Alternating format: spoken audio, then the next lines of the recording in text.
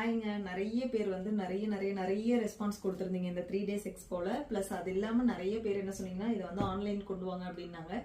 இதை வந்து இப்போ கொரியர் வந்து நான் சென்னைக்கு போடலாம், அது பிரச்சனை இல்லை. ஆனால் உங்களுக்கு ரெஸ்பான்ஸ் எப்படி இருக்கும்னு தெரியல. ஸோ இதை வந்து நான் மெதுவாக வந்து ஆன்லைன்லேயே அப்படியே மூவ் பண்ணிடலாம், இங்கே இருக்க ஸ்டாக்கை அப்படியே முடிச்சிடலாம் அப்படின்ட்டு இப்போ பிளான் பண்ணியிருக்கேன்.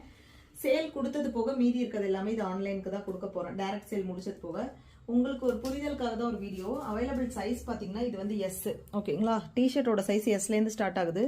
எஸ்ஸோட சைஸ் பார்த்தீங்கன்னா உங்களுக்கு வந்து 16, அதாவது பஸ்ட் சைஸ் வந்து அப்போ 32, 16 + 16 32 வரும். அதுதான் ஸ்டார்டிங் சைஸ்.